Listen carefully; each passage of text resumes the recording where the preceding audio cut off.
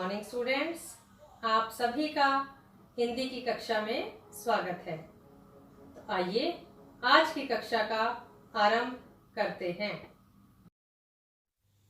तो बच्चों, आज हम करेंगे मुंशी प्रेमचंद जी द्वारा लिखी गई एक शिक्षाप्रद कहानी नमक का दरोगा। बच्चों, रिश्वतखोरी और भ्रष्टाचार से लोगों की ऐसी सोच उजागर होती है मानो यह कोई अपराध न होकर उपलब्धि हो।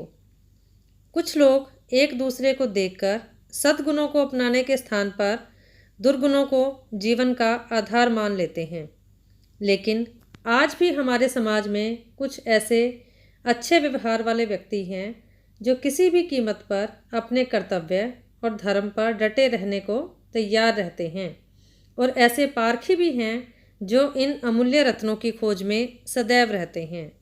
तो आइए इस कहानी के माध्यम से ऐसे ही कुछ ईमानदार लोगों के विषय में पढ़ते हैं। इस कहानी में वंशीधर एक आज्ञाकारी पुत्र थे। वे नौकरी की खोज में निकले ही थे कि नमक विभाग में दरोगा के पद पर उनकी नियुक्ति हो गई।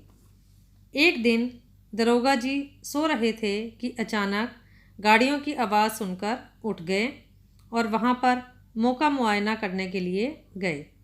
वहाँ आलोपी दिन, जो कि उस इलाके का एक प्रतिष्ठित जमींदार था, नमक की हेराफेरी करते हुए पकड़ा गया।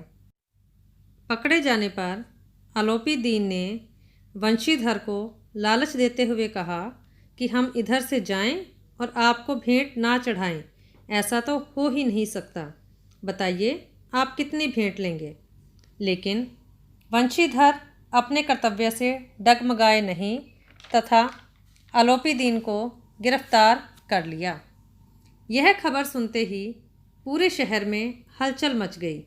सभी लोग आलोपी दीन को निर्दोष साबित करने में जुट गए, क्योंकि वह उस इलाके के एक प्रतिष्ठित जमींदार के रूप में प्रसिद्ध थे। वंशीधर के पास सत्य के सिवाय कुछ भी नहीं था। शीघ्र ही मुकदमा समाप्त हो गया। डिप्टी मजिस्ट्रेट ने सारे आरोपों को निराधार बताकर आलोपी दीन को दोषी होते हुए भी रिहा कर दिया तथा सत्यवादी तथा ईमानदार वंशीधर को दंड मिला तथा 1 सप्ताह के अंदर ही उन्हें अपनी नौकरी छोड़कर घर वापस आना पड़ा। सभी घर वाले भी उनसे बहुत नाराज़ हुए। लेकिन एक दिन चमत्कार हुआ। वही प्रतिष्ठित व्यक्ति आलोपी दिन एक दिन वंशीधर के घर पहुँचे। वे उनकी ईमानदारी तथा कर्तव्यपरायणता से बहुत खुश थे। उन्होंने वंशीधर को अपनी जायदाद का स्थायी मैनेजर नियुक्त किया। वंशीधर की आंखों में खुशी के आंसू थे, क्योंकि उन्हें अपनी ईमानदारी का पुरस्कार प्राप्त हुआ था। आलोपी दीन ने वंशीधर की तारीफ करते हुए कहा कि मुझे अपने कारोबार के लिए ऐसे ही ईमानदार व्यक्ति की आवश्यकता है, जो बिना किसी लालच के अपने कर्तव्य का ईमानदारी से पालन करे। तो बच्चों, हमें भी इस कहानी से यह शिक्षा मिलती है कि हमें अपना कार्य मेहनत एवं ईमानदारी से बिना किसी लालच के करना चाहिए। मेहनत एवं ईमानदारी से किए गए कार्य का फल एक ना एक दिन पुरस्कार के रूप में अवश्य ही मिलता है।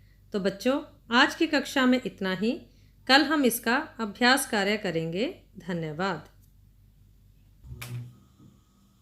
Thank you, Shem Stars. That's all for today. You can drop your queries on Google Classroom. Thank you and have a nice day.